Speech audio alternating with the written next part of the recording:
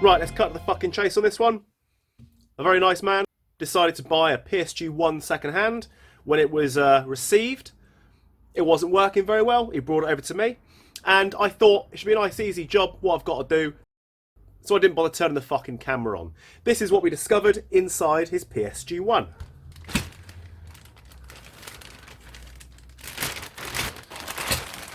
Now bear in mind, all this damage happened because he used bad quality BBs, supposedly.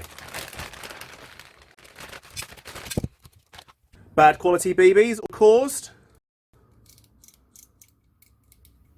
one of the gears to wear out very slightly. Yeah, that's plausible. Back of the piston completely torn off. Again, it is a full plastic piston at the back, only one steel tooth, and the spring inside there is quite powerful. That's bad quality BBs as well. Wanker.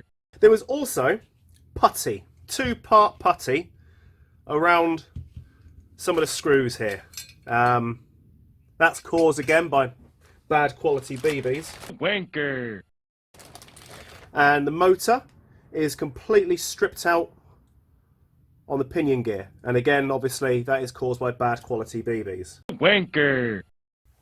Using bad quality BBs causes a bad solder job with some nice melting of the plastic, and it also causes yellow electrical tape to appear inside your switch. So don't use bad fucking quality BBs.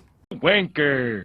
So if you ever see the following statement attached to a used airsoft gun, slight problem with yeah, really easy fix, nice and quick, I just haven't got time, what that actually means is Wanker. don't buy second-hand shit with that statement attached, because it's always bullshit. The pity is, these are all Garda parts. These are Garda parts. Even says Garda on the parts. All this shit got sold for 30 quid. I'm throwing in one of my old switches. Once that is all sold, 30 quid gone, that's 30 quid off the bill. Here's what we're going to do. Just like myself, the guy likes himself a PSG-1. He doesn't want to change the aesthetics whatsoever. He wants to keep it as close as he can to look like a PSG-1. He's got a complete PSG-1 minus its gearbox and motor. Easiest solution? Transplant an entire JG internal into that fucking PSG-1. Fucking simple as. We're going to be running this around the 350 to 400 mark. Anywhere between there is good, because that is then a usable PSG-1. It's quite a big, wobbly, creaky gun, as we know, as much as I fucking love mine, but mine's got a fucking metal body on it, so there you go.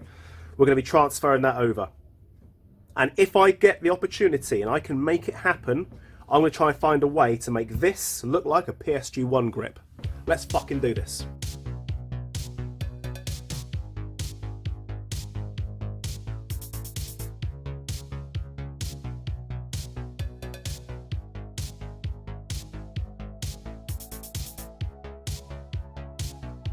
So I'm really pleased how this thing turned out. Generally speaking, all you've got to do to transfer G3 parts into a PSG-1 is take out the hop unit, take out the barrels, swap them over, and then take the entire lower off of each one and swap them over. That's it, that's all you've got to fucking do. But for some fucking reason, this one here wasn't having it. So I started looking into it, and it was discovered there was electrical tape running up the inside of the gun, holding things nice and tight. Little bits that were cracked, little bits that were chipped, and the whole thing was not sitting properly. It was a hell of a task making this JG go inside this TM PSG-1. Mags wouldn't feed, it only feeds on standard TM G3 mags. It won't take the PSG-1 mag, it won't take any of the high caps. That is the only mags it feeds on. Just one of those things. Now, it's a DMR, it's not going to need any more rounds than that, and, you know, as great as the little mag looks, 20 rounds is fuck all. You know, you're going to need more than that realistically, so I'm happy it runs those mags. Converting the grip was a bit of a task. It took a hell of a lot longer than I wanted to, but because the guys would be fucked over once, I decided to do this in a nice way. So anytime I had half an hour spare, I'd sit down and do a little bit more on this gun. Half an hour here, half an hour here, half an hour here. Just to make it what it needed to be. And yeah, this thing is throwing .28s in a lovely straight direction, and the power's around the 360 mark. Now, yeah, alright, you want 400, 420, maybe 450 for a proper DMR, but considering the PSG-1 as standard is so shit, and the power is sub 300, it's infinitely better than what it was. Now, we can bump that power up. We get a bore-up kit inside it, a longer barrel, we can get that all the way up to 420, no problem at all.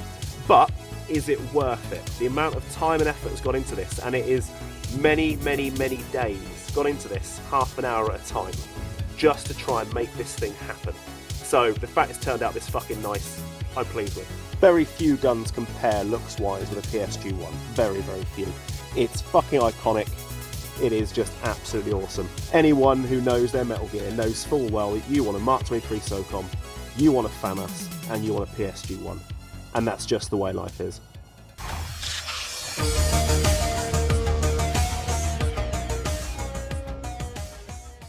Wanker.